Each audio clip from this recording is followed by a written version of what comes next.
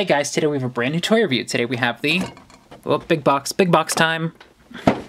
We've got the Mortal Kombat 11 McFarlane Toys, Blackout Scorpion versus Uncompromising Defender, Raiden.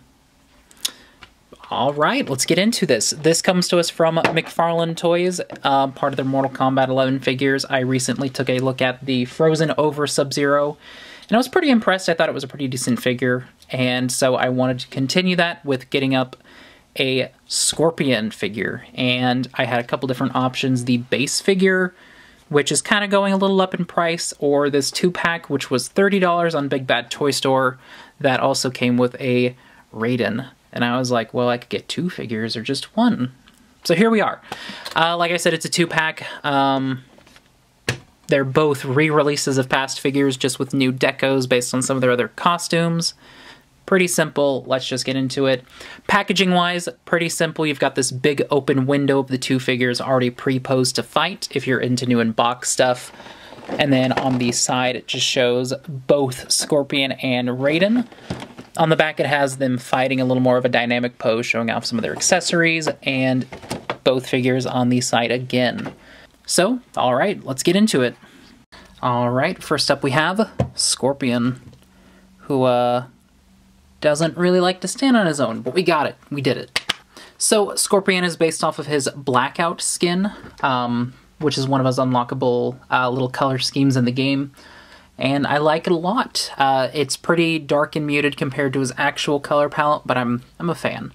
For a quick size comparison, McFarlane figures are supposed to be in the 7-inch scale, but here he is next to Spidey. There's a Wolverine for you, Batman, and Goku. Detail-wise, Scorpion is pretty neat. Honestly, when I first saw the promotional pictures, I thought it was going to be more of a grayish black instead of like a very dark blue. And I really like the dark blue. I think it's a nice color contrast from the black and the gold. Helps separate stuff. You've just got the karate kind of sash gi getup going on. A lot of nice textured sculpting, which is really nice. I appreciate how all of this is actual like sculpting, and McFarlane's not just like taking a base body and painting it a different color. Then he's really got an intricate little getup here. So you've also got like these gauntlets with some gloves, which is really nice. Then you've got like the pants, the sash. These little emblems are like actually sculpted into the figure. He's also got 2 katanas. These are separate pieces that you have to put on, and they are a pain to put on. You can tell there's a little bit of glue right here on this little dangly piece on the top part, because it fell off almost immediately. So do be careful getting these on. Watch out for this piece, because once these come on, it's going to be a pain to get them off. But once everything is put together, they do look nice. You can see it's got like a gold bottom. The actual sheath itself is black, and then it's just got blue wrapping, which is a really nice touch. Opening up the crotch flap reveals how the construction of the figure is. I do appreciate how there is, again, actual molding for these breaks in his pants that have extra blue on it. And then he's just got big poofy pants, and then you can kind of see the suit underneath is blue, coming down to these big gold boot coverings. And then the face is, well, it's a face. The color contrast compared to Sub-Zero from last time is a little bit better, where the arms are actually pretty close to the face. Not 100%, but it's better. Then he's got like this crazy gold mask. I would have preferred maybe some highlights or something to help actually bring out the detail, because you can see like there's a mouth and a nose. And the way they constructed the head is a little weird, because it's not actually, this is not the head. This is technically the head, and the mask is a separate piece. That's weird. But regardless of weird details, articulation-wise, it's okay. He's got what feels like a ball joint at the head. Then he's got the standard swivel and a hinge for the shoulder. There's like a little bit of a butterfly joint. Then there's a swivel at the upper arm, double jointed elbows, swivel, and a hinge for the hands, pretty standard. Then the torso, it's on a ball joint, so you can kind of technically get a crunch going on. There's even like sculpting that makes me think there should be one, but I don't want to push it too far. And then forward splits with the legs. You can hear the ratchet. I would be careful with this leg since it is pushing up against these swords. I'm worried that it's going to start to fall apart at the piece I had to glue on. And then there's a swivel at the knee, as well as double jointed knees. And then pivot, swivel, and a toe bend. And then accessory-wise, obviously, like every figure, he's got a display stand. It's got the Mortal Kombat logo on it. And then Scorpion specifically comes with 2 katanas. He's got a short blade and a long blade.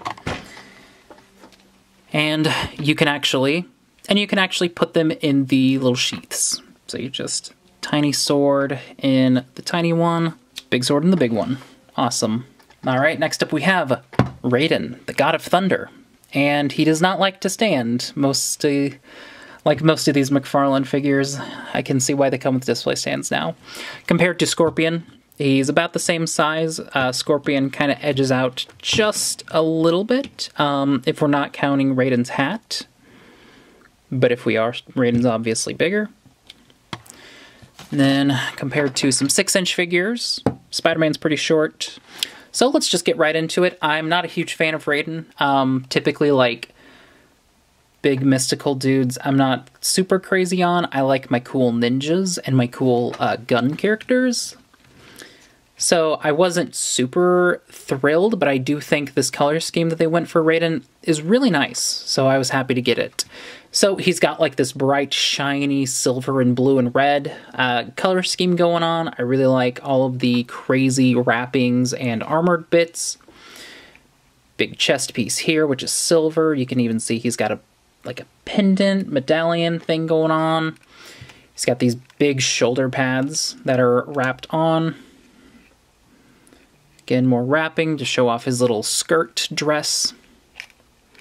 It's a soft rubbery piece all over, so it doesn't really get in the way of articulation or anything. He's got these really nice gauntlets that are cut here at the plastic, so they're completely red, and then you've just got the silver and blue accents. Fingerless gloves. Why a God of Thunder needs fingerless gloves to fight, I don't know. Then going down, pretty simple on mine. I don't know if it's just quality control error or they put the figure in the box too early because his legs are really bent. Like, crazy bent. And I don't know if it's just mine or if it's anyone else's. And then the head, it's kind of hard to look at just because of the hat, but we'll do our best. It's Raiden. He's got some shading on his cheeks and under his eyes. Unfortunately, you're not really going to get to see that at all because there's a hat in the way. And his hat is okay. It's not like perfectly straight. It looks like it might actually be a little bent on the left side. I can't tell if that's just the perspective though. And then articulation-wise, Raiden's got a ball joint at the head. He's got, what, no ab crunch, just like Scorpion. In fact, I think he has all the same articulation. No butterfly joint for the shoulders, but he still has the swivel at the upper arm, double jointed elbows, swivel and a hinge for the hands, splits, exact same joint setup here so he can go forward, no swivel at the thighs, but at the knees he has a swivel, double jointed legs, and a pivot with a swivel. And a toe bend. So the exact same articulation. And then accessory-wise, he also comes with a big, huge staff weapon to call lightning upon. It's also curved. One thing I am worried about is paint chipping as I push this in, but that's just me. And a display stand. So overall, that was the McFarlane Toys Mortal Kombat 11. Blackout Scorpion versus Uncompromising Defender Raiden. Pretty good 2-pack. Obviously, I'm not a huge Mortal Kombat fan, but I quite like the ninjas. They're pretty both iconic, so I did want to get at least one of each of them so they can fight together, and having Raiden as a bonus, I can't complain. That's pretty cool. Detail-wise, both of these have really sharp, nice paint jobs and sculpts overall. I'm really impressed with how McFarlane just, like, barely any, like, painting to make up for lack of sculpting. Everything's nice and textured. Very premium looking. A little glossy, but they are just, like, $20 toys. And I'm not a super huge fan of Raiden, but I think they did a pretty good job with the metallic and the blue. Very nice, bright and shiny. I like, obviously, bright and shiny looks nice. So I'm pretty impressed. Personally, I would have preferred maybe if it was a 2-pack of Scorpion versus Sub-Zero, because then you have, like, the Mortal Kombat 2-pack. But that's just me. Anyway, I will put a link to these in the description. I'm not going to be getting any more Mortal Kombat figures. I will be calling it quits here on that. I just wanted to get Scorpion, Sub-Zero, maybe Johnny Cage at some point in the future, but I don't really plan on that anytime soon.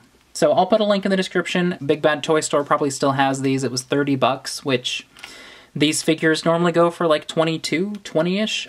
So you basically, you buy one, you get one half off, I guess. Scorpion and Raiden both had extra accessories in their standard releases. Scorpion had his, like, get over here, like, knife he throws to, like, the hook. And Raiden had some lightning accessories. So you miss out on some accessories, but you do get both figures for, I guess, a discount? I'm not really sure where this is going. Anyway, let me know what you guys think. Check me out on social media. And did you like the video? Well, then rate, comment, subscribe, and like. Black Lives Matter. Trans rights. See you soon.